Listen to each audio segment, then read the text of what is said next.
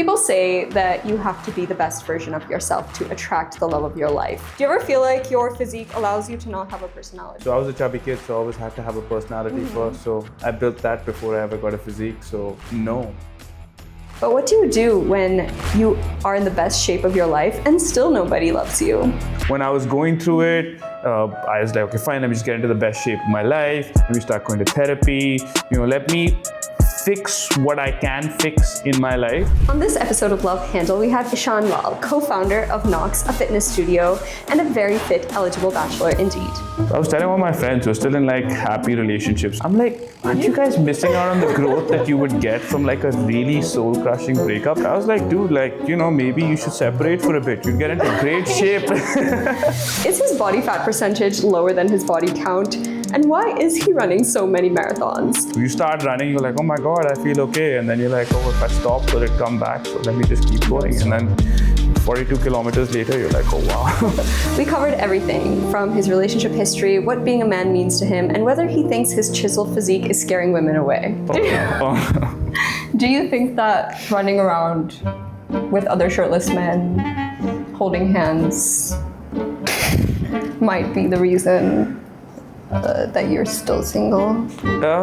This is probably... He's in possession of a law degree, a killer mustache, and 2 very tight shirts that he wears on repeat. But hey, Ishan, the fun guy. He doesn't just work out all the time and flex in front of the mirror. The sun is up, so wet it down. Get your money up. Ooh. Nobody can deny that he's fit, but is he fit for love? Promiscuous girl, wherever you are, I'm all alone. I have a very important question for you that's been weighing on me for a while. आप दिन में कितना protein लेते हैं? It's about 140 to 150 every day. It's not that much. When I was living abroad, I was doing 200 a day, but 140, 150. That's about it. So are you single? Yes. Why do you think you're single? Because as of right now, I'd like to think it's a choice.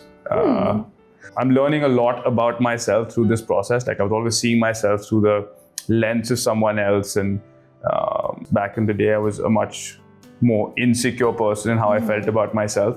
So I would have just been happy to get whoever, let's say, the best looking person that me at that stage could pull, right? And now I've realized you have to make a much more practical decision than just, nahi achhi hai, go for it, right? Sundar hai, chalta hai, yeah. Right. So there's a little bit more compatibility, which was something I didn't even think about, because when you're slightly younger, you're a bit more reckless, so you don't worry about those things. So how did this experience of being single shift the standard? So, like I said, right now, I'm actually trying to figure out what I'm looking for. I was always that person who would, suppress my own needs and be like, you know what, I have to be the bigger person, I have to stand up and, this. And if I give enough to the other person, right, then it'll eventually work out. But it can't be like that, right? I'm not trying to say I'm not Mother Teresa or anything, but I'm a giver in terms of how I am as a person. But when you don't address your own needs, you still get resentful. So even while you're giving, you're getting mad resentful, and it's physically exhausting to your body. Your mental and physical health is also so connected. So I'm sure that was also something that you experienced, right? For sure. I remember when I was going through whatever it is that I was going, I found myself perpetually exhausted. I was always tired. And I still distinctly remember, I got a blood test done. I was like, yo, why am I tired all the time? And I got my blood test and I saw, but there was some markers. My cortisol was high. So I was like, oh, ashwagandha, that's the fix, right? That's how I'm going to get this done. And again, it came from that place where I thought I was impenetrable. I have no emotions. Okay, fine. Someone leaves me, it doesn't matter. But now I have physical data to back up that, it will definitely take a toll on you. And that's why you have to be a lot more mindful when you're making these decisions about your life. Yeah. What does being a man mean to you? For me, being a man in a relationship, I feel this constant pressure to be competent. That's kind of how I at least define, or how masculinity ends up being defined, is is that in that scenario, you should be able to handle stuff. And I don't know if this is right or wrong, but I feel that inherent pressure to be the competent one in that scenario.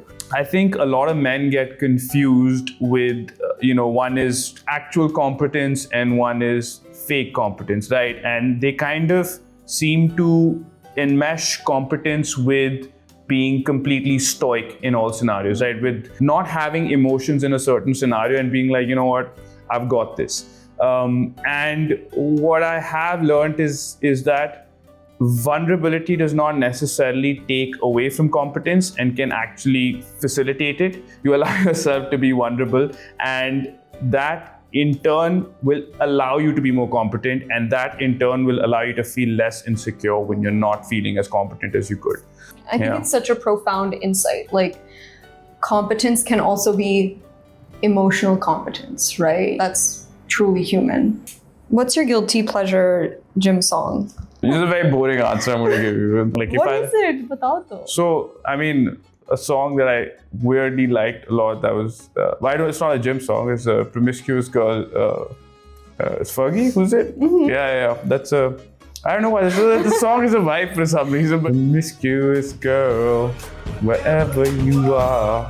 I'm all alone and it's you. Whatever, I don't listen to it that often, but that's my one guilty song.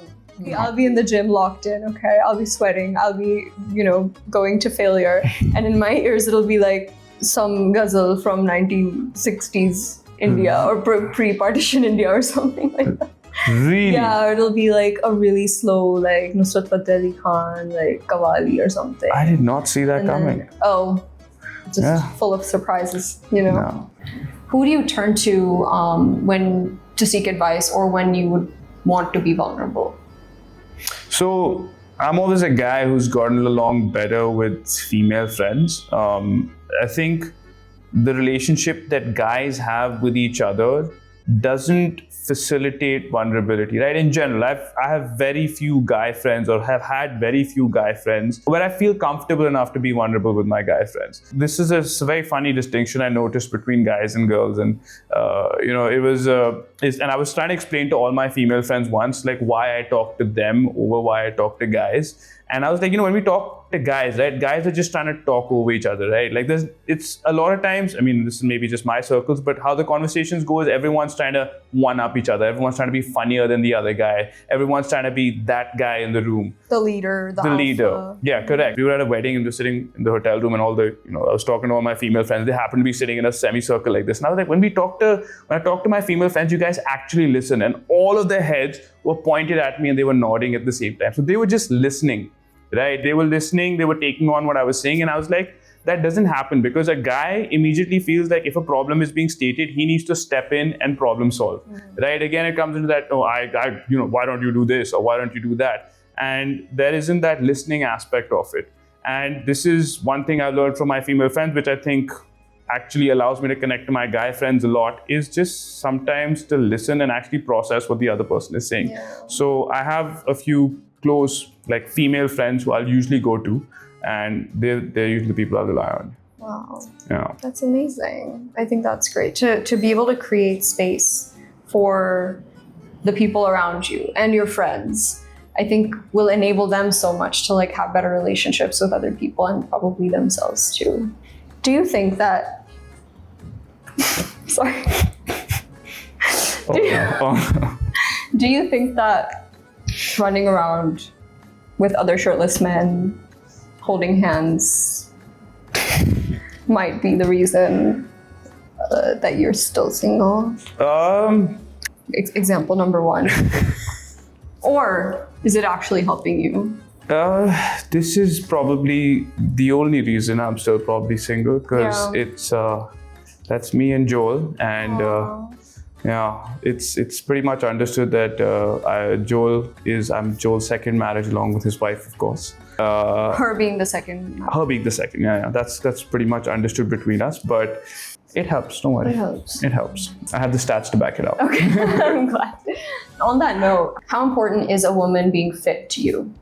I think now, and this is something that Joe keeps telling me as well, is like stop hanging out with me. And second is that if you're gonna go to nightclubs and try to find a girl there, you're gonna find a girl whose lifestyle involves nightclubs.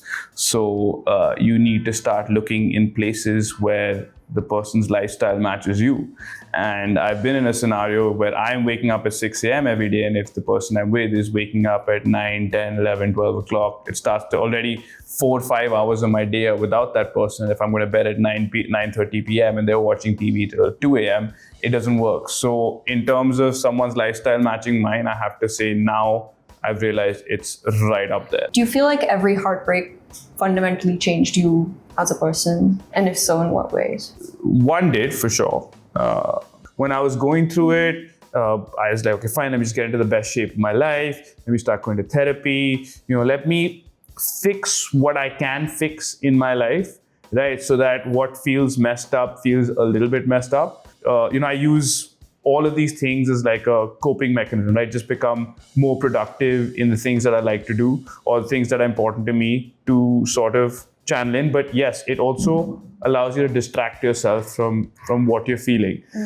The thing is that you can try and speed up the process as much as you like, but I feel like it's just going to, it's going to take its own time. Like, I'll give you an example, right? Like one incident that kind of helped me get over, like a little hump was when you get out of a relationship that's been that intense, you think that you're never going to have that with anyone else. And just having like a slight connection with someone else then again teaches you, hey, that this can happen again, right? So that creates a degree of healing. I wonder if you also allowed yourself emotional processing time, because I've noticed like sometimes you hit the ground running and be like, okay, I'm going to start talking to someone new. I'm going to have, another connection and remind myself that wasn't just a flash in the pan relationship. I can have it again. But did you allow yourself sufficient time to like grieve adequately? Not necessarily. I was trying to run away from the negative feelings that are inside, right? Like that's marathons. Yeah, marathons. Every meme that speaks to like, why did you start? That's why you start running marathons. Because you start running, you're like, oh my God, I feel okay. And then you're like, oh, if I stop, will it come back? So let me just keep going. And then 42 kilometers later, you're like, oh, wow.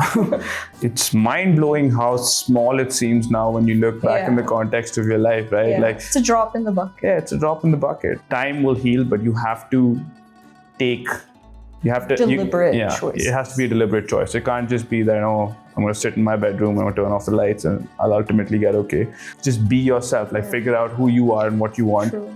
Helps. Realize you were so much bigger than just who you were in that relationship. Correct. I was telling all my friends who are still in like happy relationships, who've been dating the same person since, school. I'm like, aren't you guys missing out on the growth that you would get from like a really soul-crushing breakup? Like, I feel like you guys are missing out. There's a glow up that is pending. I was like, dude, maybe you should separate for a bit. You'd get into great shape. Classic single friend. I credit a lot of huge personal changes and growth to like heartbreak. Oh yeah. In a good way. Yeah. In a good way.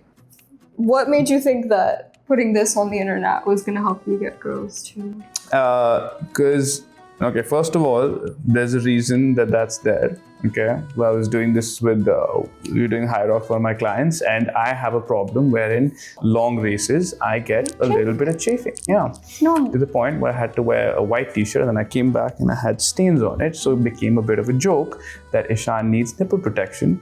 So I put it in there, and I think I got a bit of feedback on, I'm actually a little bit of a clown. I think my Instagram comes across a little bit serious. So I wanted more aspects of my personality to come out, which is I like to muck about and I don't take myself seriously at all. Well, sometimes, but very rarely. So I wanted that to come through. So that's how it helps me, that, hey, Ishan, the fun guy. He doesn't just work out all the time and flex in front of the mirror. Yeah. That's nice. That was an interesting choice you made that time. Yeah.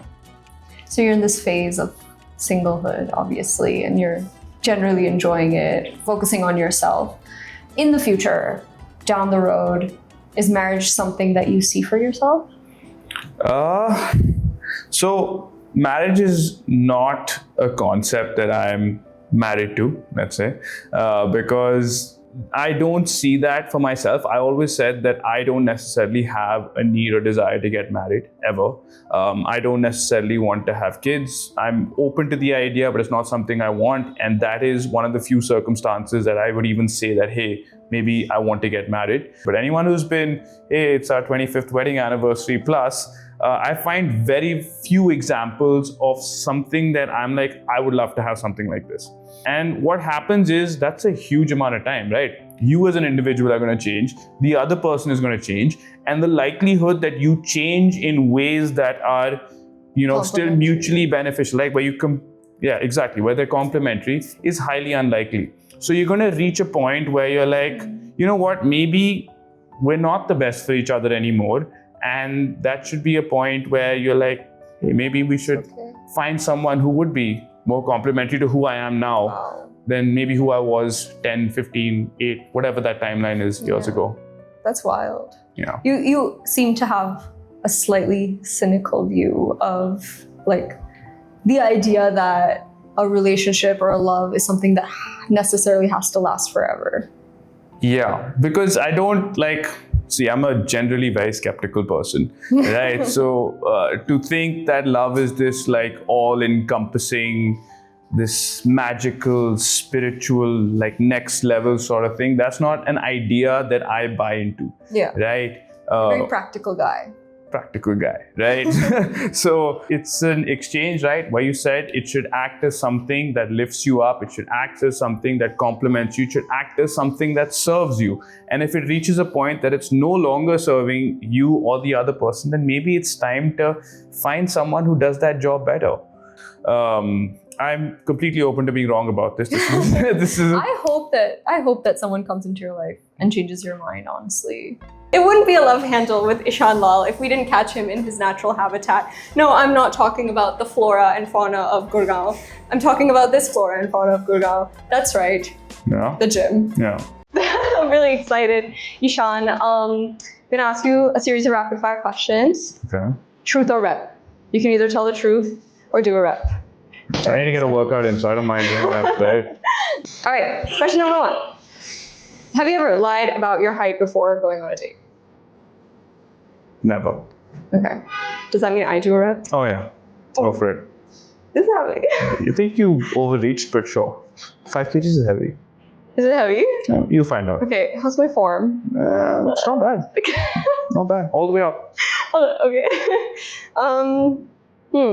Do you ever feel like your physique allows you to not have a personality? So I was a chubby kid, so I always had to have a personality first. So I built that before I ever got a physique. So no. I think we need to see your physique right now. So for that reason, we should do it. But listen, I thought it was 1.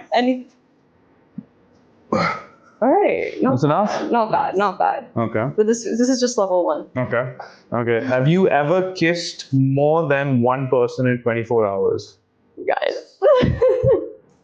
I feel targeted. I need to do 5 reps on this one. Really? I can't answer that. Well, what's the number? Like, I want a follow-up question. What's happening? 2, 3. Wait. Bicep curl if it's 4. Make sure my form is good. Okay, fine. Have you ever been tempted to flirt with a client? In brackets, married. Who wrote these? I feel like I have to say no to that. Or you can do it. I'll just do pull-ups. Yeah, why not? Should we increase because I feel like 1's just not enough. Okay. Married? Okay. Clients? No, he already did the rep. Have you ever held in a fart until a girl left? I'll just do a pull-up. Do a bicep. Bicep? Okay. I feel like we all know the answer to that. Everyone's done it, but I've never done that. Oh, okay, yeah, because you don't have to wait for the girl to leave. Would you ever go on a blind date? 100%. Yeah. I would, but I'd have to trust the person who's setting me up on a blind date. If Verona were setting me up on a blind date, I would go on a blind date. Okay. What's the biggest red flag in a girl? Lying. Yeah, for me, lying is, I value honesty above everything else. So that, like, if I start catching little lies, and so lesson I've learned is that if you see someone lying to someone else, they can lie to you just as easily. You're not special. That's a mic drop. Yeah. That's a mic drop.